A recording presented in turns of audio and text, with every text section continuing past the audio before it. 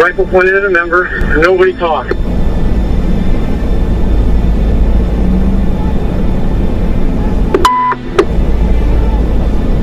Surrey Field, we need ERT here. We're getting ERT. I'm returned. Suspect is in possession of an AR-15. He pointed at me. Multiple shots fired. Shots fired at members of the AR-15. We're getting hurt. I'm out of my vehicle. I'm safe. He's still in his vehicle. The vehicle's pinned by my car.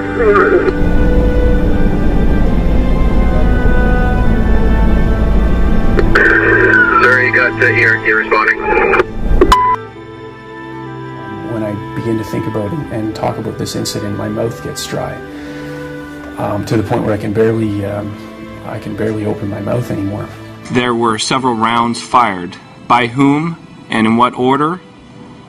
Again, we can't confirm any of those details. What they can confirm is that Purdy had a loaded .22 caliber rifle, modified to look like this military assault rifle, in his lap. The muzzle for the assault rifle was pointed in the direction in line with where the officer that was involved would have been seated in his vehicle.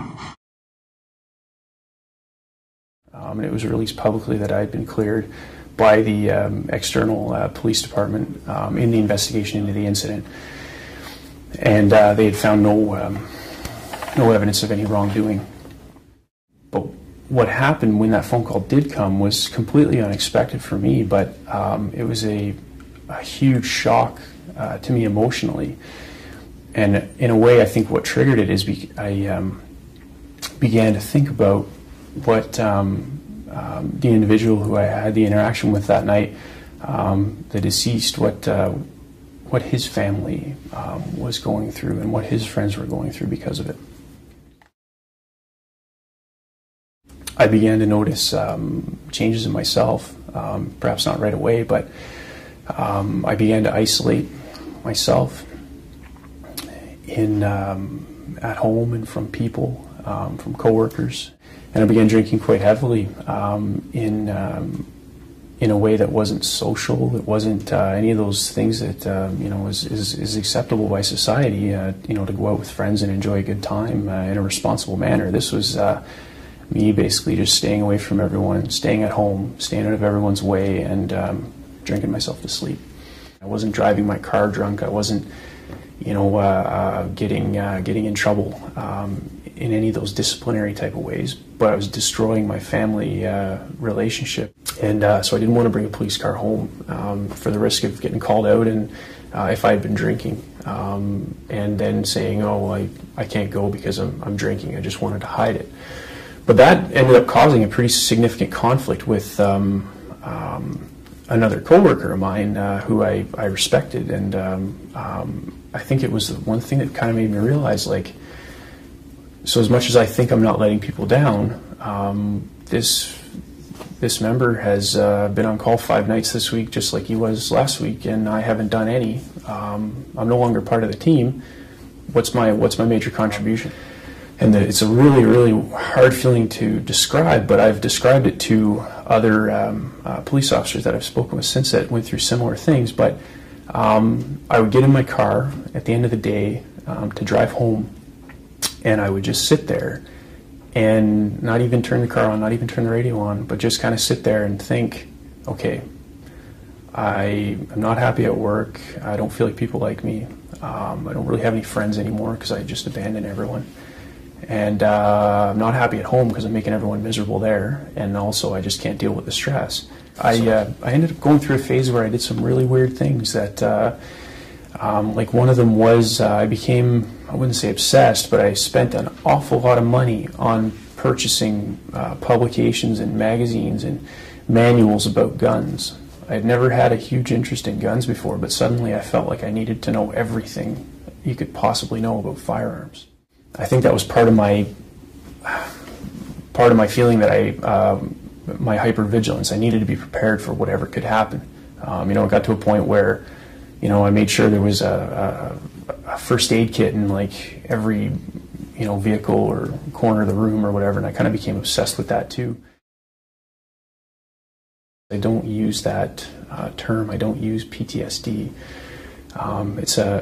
And the reason for that is, again, a very personal feeling. But the last word in PTSD is disorder, and I tend to use the term occupational stress injury because it was an injury, a real injury that I did suffer because of the stress of my occupation. It's work related. So I was dealing with alcoholism as well as an occupational stress injuries. It was easier to just sit back, not call anyone, to ask for that help, and then be the same one under the same breath saying like, oh well, nobody cares about me, And it's just a mentality that developed that I felt like I felt like my phone should be ringing off the hook. I shouldn't need to make the steps to participate. It should just be, okay, I've let people know I'm having a problem, therefore the magic wand should now be passed, and number one, I should be fine, and number two, this should just fall into place and everybody should be calling me to make sure I'm okay. And that's not the case, and it's not realistic. It was so easy to pick up the phone and call my lawyer every day to see where things were at and stuff, but why is it so hard to pick up the phone and call your doctor and say you're having a bad day? Because you think that, again, it's that feeling I'm going to lose my job. It's that feeling that I'm going to be stigmatized. Everyone's going to look at me funny. And again, you just have to make that first step. So I did eventually meet with the doctor, medical staff, psychologist, who I still to this day am totally comfortable saying that I still from time to time do meet with this doctor, and I started to get an incredible amount of support from the standpoint of this individual is not a police officer, but they are somebody that obviously knows psychology and understands trauma. So then the next step was to I was referred and was accepted into treatment for over at a Veterans Affairs hospital through Veterans Affairs Canada, which is available to R.C.M.P. members, and I only found that out through the force.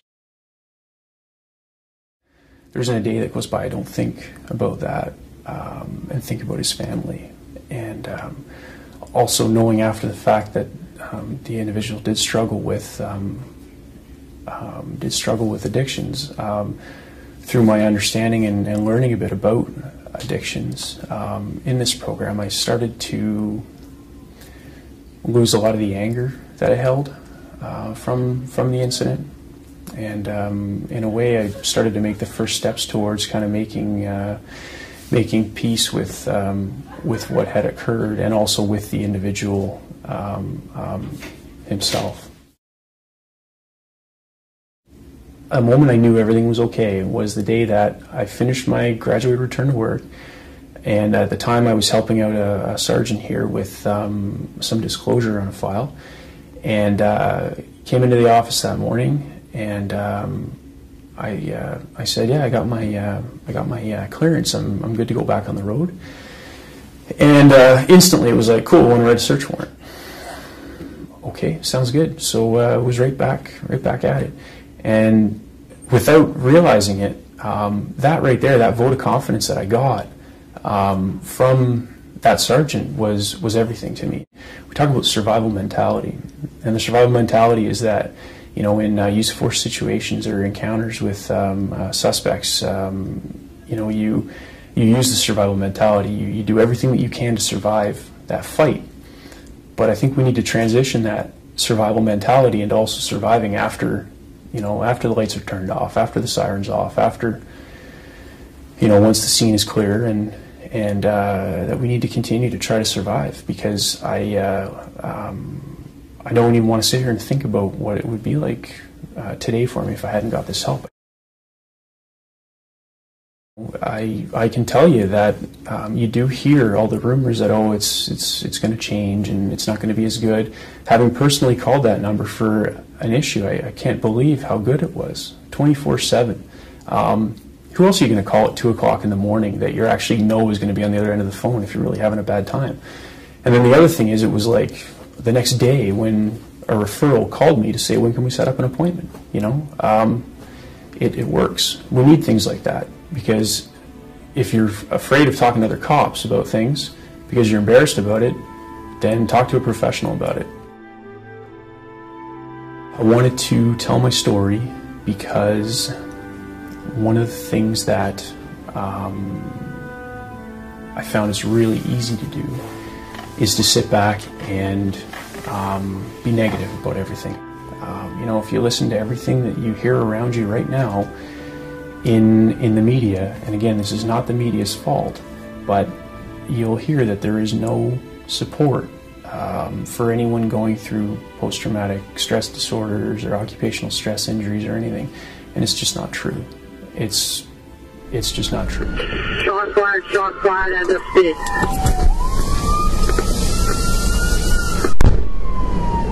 There have been members of the suspect.